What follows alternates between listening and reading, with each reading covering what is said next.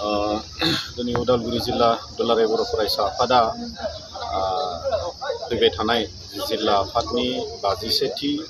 बोसोरारि थान्दै जखनथाइ बेखौ खुंफुंनो थाखाय टंला दखरा दुलाराय बर' फरायसा आफादखौ जोङो हांख्रायदोंमोन आरो बे लेखायैनो टंला दखरा दुलाराय बर' फरायसा आफादा बे थान्दै जखनथाइखौ खुंनो थाखाय साखाफारा जानाय जोंनो खबर हरनायलाय बे लेखायैनो दिनै जोङो बानजाय आफाद दिनै खोब गाहामै गाहाम दाफुंबाय। बे 51थि थान्दै जिथु जखनथाइ दुलाराय बर' फरायसा आफाद उदालगुरि जिल्लानि बेयो देग्लाय टंला दखरा दुलाराय बर' फरायसा आफादनि सिङाव बेखौ खुंफुंनाय जासिगोन आरो बे लेखायै जोङो बे बानजाय आफादखौबो दिनै दाफुंनाय जाबाय। बे बानजाय आफादनि आफादगिरि हिसाबै जोङो मोननो हादों टंला कलेजनि एसिस्टेन्ट प्रफेसर सार निपेन बर' बिथांखौ जोङो प्रेसिडेन्ट हिसाबै जों मोननो हादों। लोगोसे वार्किं प्रेसिडेन्ट जों बेयाव दोननाय जादों। बेयावहाय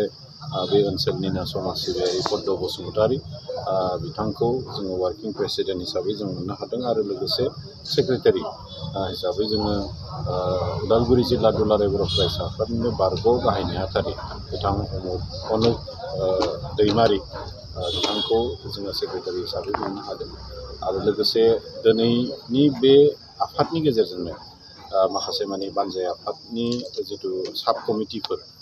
बेफोरखौ जों खोब गाहामै गाहाम दाफुंनानै लानाय जादों। फाइनेन्स साब कमिटि, जोंहा सबिनियर साब कमिटि,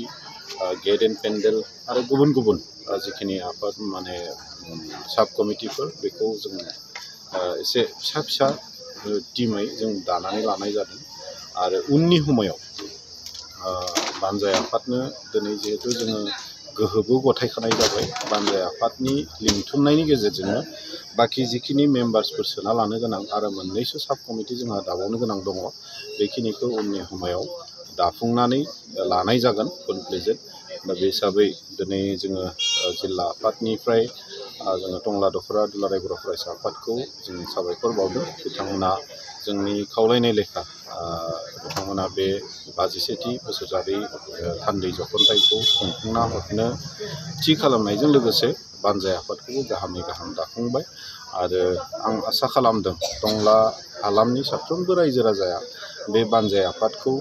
टंला दखरा दुलाराय बर' फरायसा आफादखौ गोसो गोरबोजों हेफाजाब मदद